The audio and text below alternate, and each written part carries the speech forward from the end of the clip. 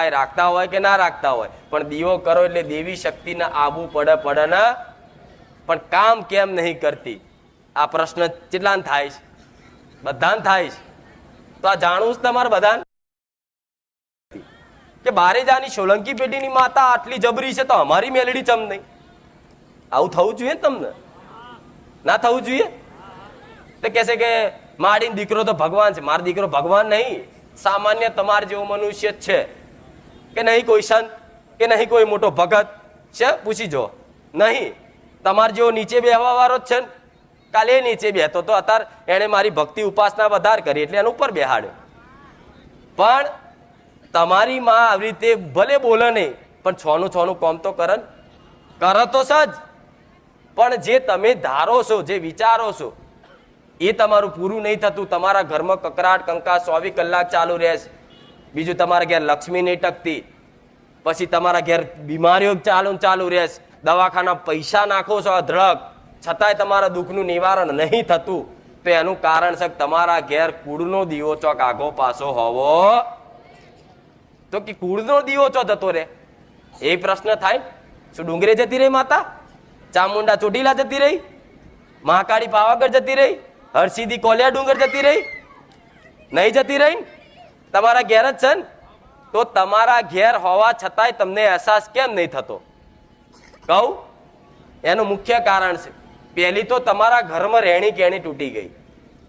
કેવી રહેણી કેણી? પહેલા એટલી પવિત્રતા, એટલી ચોખ્ખાઈ ઘરમાં રાખતા ને કે બહારથી કોક અજાણ્યો વ્યક્તિ આવે ને કદાચ તમારા ઘેર, અને તમારા ઘેર અજાણ્યો વ્યક્તિ આવે અને આઈને કદાચ ઘરમાં મઠમાં જાય ને તો એને તે મઠમાં જવાની એન્ટ્રી પરમિશન હોતી. કોઈ મહેમાન આવ્યું હોય ગમે તેવું તો પેલા ચેક કરે કે કોણ છે, શું છે, બધું રહેણી કેણી નીતિ નિયમ જોવો. પછી ઘરમાં છોણામની છોટીને પોતે હાથ પગ ધોઈને જતો. આ તો એવા ને એવા તમે ઘરમાં આવો છો ને જાઓ છો ને આવો છો ને જાઓ છો. ઘરમાં આવી પવિત્રતા નહીં રહે તો તમારી માતાનો અવર જવરનો રસ્તો હશે, દરવાજો મેન, તો એથી અવર જવર કરવામાં તમારી કુળદેવી હશે, એ તો ચોખ્ખી માતા કહેવાય ને. એને તો થોડી ઘણી અપડછેટ લાગશે કે નહીં લાગે? આવું મેલડી કહું છું. તો કહે છે કે માતાજીને અપડછેટ શેની પડે? તો તમારી અપવિત્રતાની. શેની? તમારા ઘરમાં જેટલું મેલું હશે ને એટલા તમારા ઘરમાં અવગુણોનો વાસ થશે. તમારા ઘરમાં ક્રોધ થશે, બીમારીઓ થશે, વેરઝેર થશે, એકબીજાને ઝઘડા થશે. તો ઘરમાં પહેલું તો સવારમાં ઉઠી અને આખા ઘરમાં ચોખ્ખું પાણી છાંટી ગંગાજળ લાવો કે પછી ચોખ્ખું ગુલાબજળ લાવો કે ચોખ્ખું પાણી લાવો. સવારમાં ઉઠીને તમારા ચારેય બાજુ તમારો એરિયો હોય બધે છાંટી દો અને પછી દીવાબત્તી કરો. હું માતા એવું કહું છું, જગતમાં કોઈ દાડા આળસ આવે તો ગોડા સોલંકી પીઢીની મેલડી. તમારા ઘેર લીમડો હોય કે ના હોય, પણ આ ઉપાય મેં બતાવ્યો છે કે ચોખ્ખું પાણી લેવાનું ને એમાં થોડું કપૂર નાખો તોય ચાલે. કપૂર એ શુદ્ધ કહેવાય. થોડું નાખી ભૂકો કરી નાખીને આખા ઘરની આજુબાજુ ચારેય બાજુ છાંટો અને પછી દીવાબત્તી કરો. જો હું એવું કહું છું, તમે 10 મિનિટ દીવાબત્તી કરતા હશો ને અડધો કલાકનો કલાક કદાચ ના થાય તો મેલડી નહીં. અને ઘરમાં ખાસ તમે ક્યાંક બહાર જઈને આવ્યા છો, ગમે તે ક્યાંક દવાખાને જઈને આવ્યા છો, ક્યાંક સ્મશાનમાં જઈને આવ્યા છો કે ગમે તેવી ખરાબ જગ્યાએ જઈને આવ્યા છો, તો ઘરનો ઉમરો ચડો ને એ પહેલા ઘરની બહાર હાથ પગ ધોઈ અને ઘરમાં ચડવું. આ નિયમ રાખી લો. પાડવો જ પડશે. હું એવું કહું છું કે રેણી કેણી તો આ રેણી કેણી શીખવાડું છું, પાડવી જ પડશે. તમારી માં જો તૈતરમાં ના આવત મને મેલડીને કહેજો. દેવી શક્તિ ભગવાન માતાજી તારે ચોખ્ખાઈ આ ચોખ્ખું છે તારે હું બેહું છું નહીં. હમણાં બધું જેમ તેમ પડ્યું હોય તો મને ગમે પેણ ઉભી રહેવું કે ભાઈ આ ચમનું છે, આ માટીવાળા પગ લઈને કોણ આવ્યું, આવું કેમ પડ્યું થાય કે નહીં? હીન ભાવ થાય મન માતા. એટલે તમારો કુળનો દીવો એક લક્ષ્મી જ છે, તમારા ઘરની એક લક્ષ્મી જ છે. જો લક્ષ્મી આવે, કુળનો દીવો આવે ને એટલે ચોખ્ખા એકદમ પવિત્રતા જોઈએ. એટલે સવારમાં ઉઠીને આટલો નિયમ બનાવી દો. પુરુષ હોય ચાહે સ્ત્રી, કોઈ ક્યાંક મારી પુરુષ ન કરાય ના, નાનો બાળ હોય ને એની જોડે કરાવડા હોય, ગમે તે ઉંમર હોય, ગમે તે વ્યક્તિ, સ્ત્રી હોય ચાહે પુરુષ હોય, સવારમાં ઉઠી ખાલી આટલી પવિત્રતા જાળવવાનું ચાલુ કરી દો. તમારા ઘરમાં જો એવી ઉર્જા કદાચ સંચાર થશે, તમારી માતા જો સાક્ષાત ફોટામાંથી બોલતી ના બતાવું ને તો ગોડા હું સોલંકી પેટીની મેલડી નહીં. હવે કે માતાજી હા એ કર્યું, એ બધું કરી દઈએ, કોઈ વાંધો નહીં, પણ મારી તોય અમારા ઘેર કકરાટ રહ્યા છે.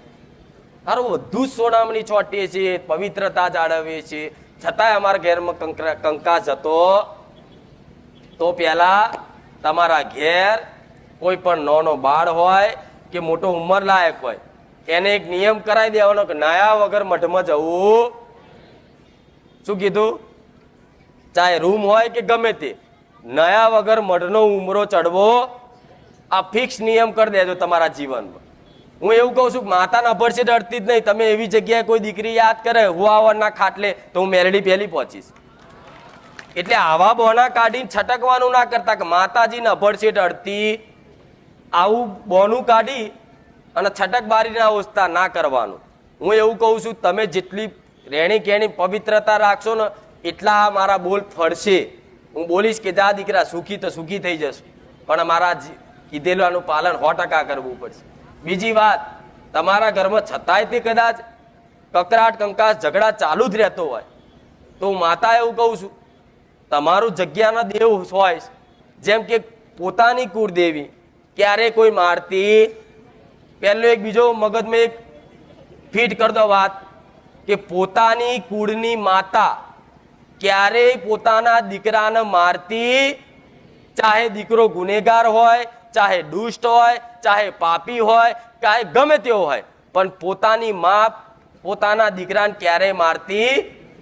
આ યાદ રાખી લો મગજમાં ફીટ. એટલે કોઈ દાડ તકલીફ પડે તો એવું નહીં કે માં ચામુંડા નડી, ચામુંડા કોઈ દાડ નહીં નડે. તમારી પેઢીની બાપ દાદાની મેલડી હશે અને એમ કહેશો કે માં તું નડી, તો તમારી પેઢીની બાપ દાદાની મેલડી ચારેય તમને નહીં નડે. પણ નડશે ને તો જગ્યાના દેવ, એરિયાના દેવ. તો કહેશે કે એરિયાના દેવ એટલે ભૂમિકા. ચોક ભુવા જોડ જોવડાવવા જાવશો ને તો કંઈક ભુવા એવું કે ભાઈ તમને ગળથાળનું દુઃખ છે, કોઈ ભોમકાનું દુઃખ છે, કોઈ કે તળિયાનું દુઃખ છે, તમારું તળિયું ખરાબ છે. તો તળિયું ખરાબ હોય એનો મતલબ કે તમારી જગ્યા પર કોઈ એવું દેવ છે જે તમારા ઘરમાં આવી નુકસાન વિઘ્નો નાખે છે. તમારી માં 25,000 કમાઈ આલે છે અને 30,000નો ખાડો કોઈ જગ્યાનું દેવ નાખે છે. જો પોતાની માને આશીર્વાદ ના હોય ને તો તમે 25,000 કમા ના આવો, ભીખ માગો બજારમાં. આવું મેલડી કહું છું. તમને એવું હોય કે મારી માં કૃપા નહીં કરતી, તો હું એવું કહું છું જો પોતાની કુળદેવીની કૃપા ના હોય ને તો તમે બજારમાં વાડકો લઈને ભીખ માગો છતાંય કોઈ ભીખ ના આલે, એ કહેવાય કે કુળની માતાની કૃપા નહીં. પણ ના, તમને હજુ તે તમને નોકરી ધંધો ગમે તે રીતે કરીને મહેનત મજૂરી કરીને મહિને તમારે ભરણ પોષણ જેટલું તમારા ઘરમાં આવે છે અને 2 ટાઈમના રોટલા હારે કપડે લઈ અને વ્યવહાર તહેવાર કરી શકો છો ને, એ તમારી કુળની માતાના આશીર્વાદ છે. એટલે એને કોઈ દાડ દોષ આલવો નહીં. ગમે તેવી વિકટ પરિસ્થિતિ આવે, ગમે તેવું થાય, એને નહીં કહેવું માં તારા બેઠે દુઃખ. પણ પહેલે હું એવું કહું છું જગ્યા હોય ને તો જગ્યાના ગોગા મહારાજનો પહેલો હક છે. ધરતીના ધણી કહેવાય છે. ફરી એક વાર કહું છું, રોજ કહું છું, ફરી એક વખત કહું છું, ગોગા મહારાજ એટલે ધરતીના ધણી, ધરતીના નાથ કહેવાય, જેની પર પૃથ્વી ટકી રહી છે. તો ભૂમિકા પર કોઈ પણ વસ્તુ કંઈક નવું કરો એટલે પહેલો હક આપવો પડે ધરતીના ધણીને. તમારી કુળદેવીની માતાને કદાચ બેહાડવી હોય, પૂર્વજને બેહાડવા હોય કે ગમે તે દેવને તમારે ઘેર બેહાડવા હોય ને તો પહેલા ધરતીના ધણીને હકનો એક નારિયેળ, એક સુખડી ને એક દૂધની વાડકી ધરાવી પડે. આ પાકો કરાર ટેક્સ છે. જેમ આ રોડ છે, હાઈવે રોડ, એ પ્રાઇવેટ બનાવેલો છે ને તો તમારે હેડવું હોય છે તો એ ટેક્સ આલવો પડે છે ને હેડવા માટે. તો અહીંયા વિરોધ કરવા જતા હોય તો એ રોડ તારા બાપનો છે, અમે કીધું તું બનાવવાનું તન, અમે ટેક્સ ના આલીએ, ચાલે? તમારી ગાડીને જવા દે, રોડ અમે બનાવેલો છે, એમને જવાબદારી આલી છે. કોઈ પણ નીકળે એટલે ટેક્સ લેવો, તો તમે અહીંથી નીકળશો તો તમારે જો ટેક્સ નહીં આલો ને તો કાયદેસરની કાર્યવાહી થશે કે નહીં? એવી ધરતીના ધણીને ગોગા મહારાજને મારા ભગવાને વરદાન આલ્યું છે કે યુગના યુગ સુધી તું ધરતીનો ધણી તરીકે પૂજાઈશ. અને આ મારું વરદાન છે, મારા વિષ્ણુએ આવું વરદાન આલેલું છે. અને આ વરદાન આજનો માણસ મિથ્યા કરવા જાય એટલે એને એનો દોષ લાગે ને.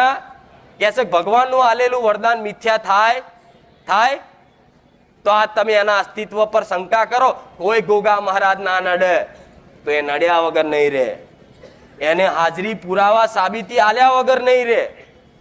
એટલે એને ટેક્સ આલવો ફરજિયાત જરૂરી છે ને કોઈ વ્યક્તિ તમારા ઘરમાં હોય વડીલ અને તમે કઈ આડું ઓરું ગમે તે કઈ